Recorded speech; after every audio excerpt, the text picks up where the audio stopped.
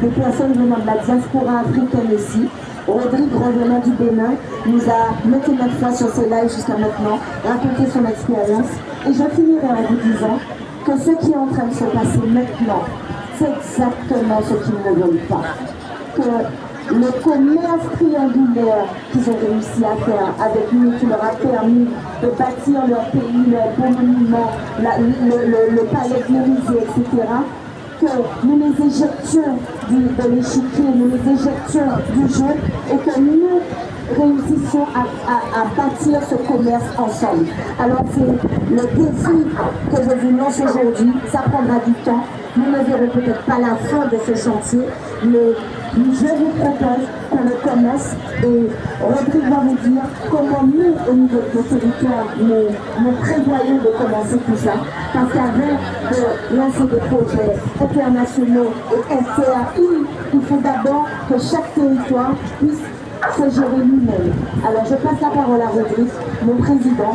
Hier, quand on est rentré, je lui ai envoyé un petit message pour lui dire quand il a quitté la voiture que j'étais vraiment très fière de mener cette lutte à ses côtés. Les personnes qui tiennent leurs promesses sont rares. Et c'est pas il y a un an, je suis là 3 ans, quelqu'un que je ne connaissais pas, que j'ai rencontré sur les réseaux, avec qui j'ai fait quelques lives, et qu'on a revu, Kamala a dit avec lui, moi j'avais le film, il avait le film, le film, c'est carrément, nous avons joué ce TikTok. Et puis un jour, il a décidé de rentrer en Marseille. Nous avions une discussion qui a duré quelques heures. On s'est fait des promesses, on a tracé une vision. Et petit à petit, pierre à pierre, même si les autres ne le voient pas, mais nous on sait, on est en train de réaliser ce projet, cette ligne qu'on a tracée, on est en train de la parcourir ensemble. Et je suis vraiment heureuse et fière d'avoir trouvé un homme qui tient parole, un homme courageux, qui est prêt à se sacrifier pour un peuple qui parfois n'est pas toujours d'accord avec ce qu'il fait. Mais l'essentiel n'est pas que nous soyons d'accord, l'essentiel c'est qu'on arrive à trouver un terrain d'entente et qu'on mette ce qui ne va pas de côté et qu'on trouve quelque chose sur quoi se concentrer ensemble et qu'on aille jusqu'au bout. Alors Rodrigue, je te passe la parole. Merci pour tout et tout ça m'a été reconnaissant. Merci beaucoup à Gladys. Je vous défendre. Elle n'est pas petite, elle n'est pas grande, elle est concentrée. Je vous demande de s'en servir encore bien plus immense que vous le pensez. Je vais comme beaucoup le répètent, en toute génération, j'entends les femmes. La Gladys Lodier, il y a aussi Séville, il y a aussi Elodie, il y a aussi Barbie. Et puis il y a des gars aussi qui sont dans Mario, il y a quand même d'autres que je me suis nommé. Je me suis formidable. Et je me trouve de la direction aussi, ils ne peuvent pas là de nos papiers. Alors, la Gladys Lodier, on va voir, je vais vous dire parce qu'on va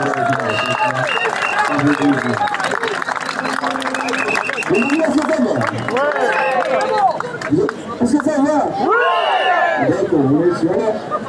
Sous ce ciel, il y a l'air de vous avoir plaisir pour peut-être laver la malédiction de ces maudits. Je ne vais pas la redire.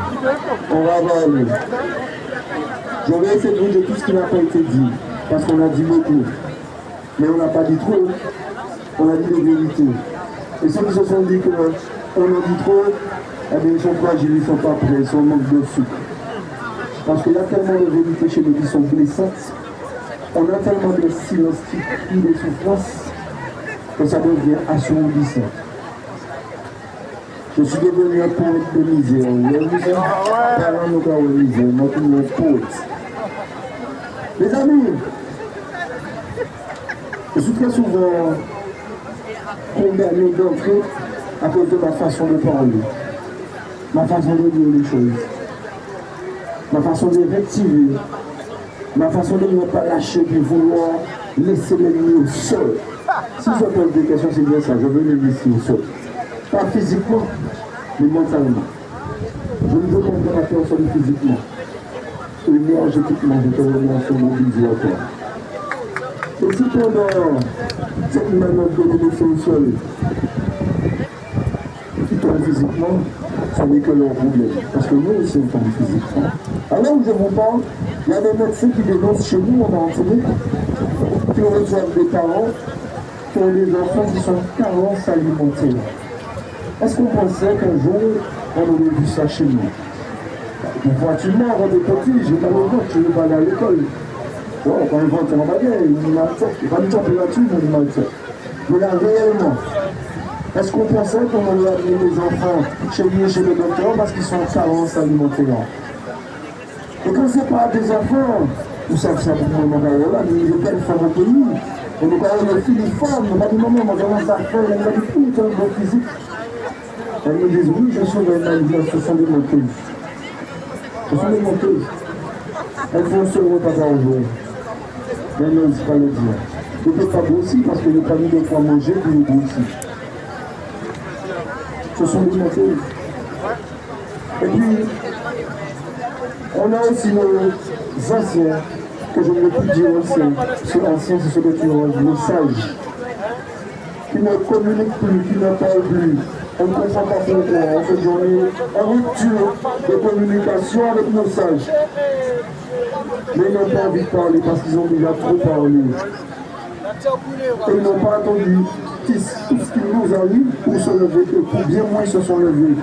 Et ils ont vu qu'ils se sont levés pour rien. Non seulement parce que le gouvernement n'a pas coopéré, mais que ceux pour qui ils se battaient, nous sommes laissés piégés par des divertissements, par des stratégies, et qu'on ne se soit pas levé tout de suite après eux. Ils ne comprennent pas. Ils se sont battus pour nous protéger parce qu'on était petits, on était jeunes, on était innocents, qu'on ne savait pas. Mais eux, ils savaient déjà ce que mon frère me disait depuis longtemps, que je me disais, ça vient là, du malade. Le monde est méchant. Mon père me l'a dit, il me dit, Ishmael, le monde est méchant. Et je pense que lorsqu'il disait le monde est méchant, parce qu'il n'a pas voyagé tant que ça, je pense qu'il voulait me dire, le système colonial français est méchant. Il est méchant. Et les autres, ils se sont levés, ils se sont battus, ils nous ont protégés. Certes, ils n'ont pas abouti, mais ils ont laissé des leçons en respect l'instant. Ils ont laissé des leçons pour nous, en se disant que faire de ces leçons, on se serait levé et qu'à notre tour, retour d'ascenseur, on les aurait protégés sur leur vieillesse. Mais on ne les protège pas. Ils sont là, ils ont travaillé toute une vie, ils n'ont pas de retraite. Quand ils sont malades, ils n'ont pas de droit à payer leurs médicaments. Quand ils ont faim, si ce n'est pas la mairie dans un coin isolé qui leur amène un plat, nous, pour qui se sont battus, on n'a pas de droit à mis un plat pour eux non plus. Et c'est là qu'ils se disent qu'ils se sont battus pour rien. Même si je maintiens, je soutiens, je persiste à dire qu'ils ne se sont pas battus pour rien, puisqu'ils nous ont laissé des leçons. Et ils ont attendu sur les générations qui les ont suivis, donc nos parents. Et nos parents, sans leur jeter la pierre, ils ont rien essayé. Parce qu'ils se sont dit, peut-être que leurs parents n'ont pas bien envisagé les choses, ils ont réessayé. Ils ont demandé, ils ont supplié, ils ont parlé, ils ont écrit. Ils ont philosophé, ils ont lu des livres. C'est à la mode de lire des livres. C'est là où les grands penseurs comme Césaire faisaient des livres qui transmettaient. Alors ils ont lu. Parce que eux, à l'inverse de leurs parents, ils savaient lire, ils savaient écrire. Parce que grâce à leurs parents, ils ont été à l'école. Et eux aussi, on finit par faire le même constat que leurs parents. Et finalement, ça ne sert pas à grand chose. Et qu'on est coincé encore dans les mêmes souffrances.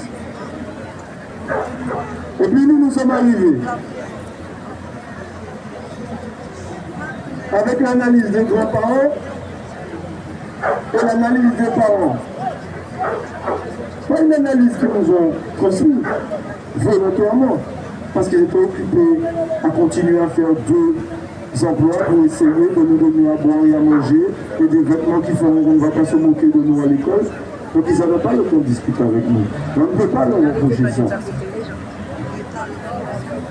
Mais nous, notre analyse, on l'a tiré de leur souffrance. Parce qu'on les a regardés souffrir. On les a regardés aller dans un temps, on dit non, fais grand frère là, fais grand soeur là, fais l'histoire,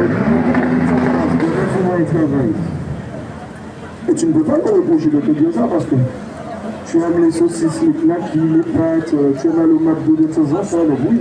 Il faut que papa et maman aient travaillé pour que tu puisses profiter de la vie à ta façon. Parce que tu es jeune, tu ne comprends pas. Et quand tu commences à comprendre, et que comme cette génération, tu arrives à la conclusion que tu n'es pas fâché avec tes parents ni tes grands-parents, mais que tu ne peux pas faire comme eux, parce que toi tu es basé sur une logique qui est puissante, et que ta logique te dit que si tes grands-parents l'ont fait, que ça n'a pas fonctionné, que tes parents l'ont fait, que ça n'a pas fonctionné, que ça ne va pas fonctionner pour toi. Et que tu as gardé de tout ce qu'ils ont fait, l'éducation qu'ils te donnaient, parce que oui, l'éducation ils te l'ont donnée. Passe pas devant le voisin sans dire bonjour. Hein? Tu parles, n'oublie pas de dire au revoir. Tu parles à un ton respectable de décision avant le monde. Donc ils t'ont donné une éducation. Mais tu as compris que dans cette éducation, tu vas devoir enlever quelque chose qui te confine. Mais s'il te plaît, est-ce que tu peux? Tu vas enlever ça pour celui que tu vas combattre. Tu ne vas pas lui dire s'il te plaît. Tu ne vas pas lui dire est-ce que tu peux. Tu vas lui dire nous, on est venu arracher, imposer le respect que nos parents, nos grands-parents t'ont demandé tranquillement, et imposer celui que tu vas devoir imposer à nos enfants. Et comme nous répondons que nous sommes déterminés, pas la peine de parler de nous. Pas la peine de parler de nous, parce que nous, sans parler franchement, quand on l'a dit, puis nous comprenons de la GPT. Et quand la GPT, nous prenons le lit en maille. Et donc tu remets tes actions, tu dois passer des injonctions, tu fais des gardes à vue, tu vas dans les supermarchés puisqu'ils sont directement visibles. Et quand tu vas dans les supermarchés, tu es oppressé par ceux qui étaient censés protéger le peuple parce qu'ils sont payés pour ça. Mais ils viennent opprimer le peuple et te renvoyer dans la nuit. Et tu arrives dans la nuit, et les voitures brûlent, les commerces se cassent. Et toi qui défends le peuple, tu es noir aussi, diabolisé à la noir aussi, c'est le problème, cette couleur et les puissances. Mais tu es diabolisé aux yeux de soi-disant qui ne connaissent pas ton combat. Et même si certains sont éveillés, d'autres restent encore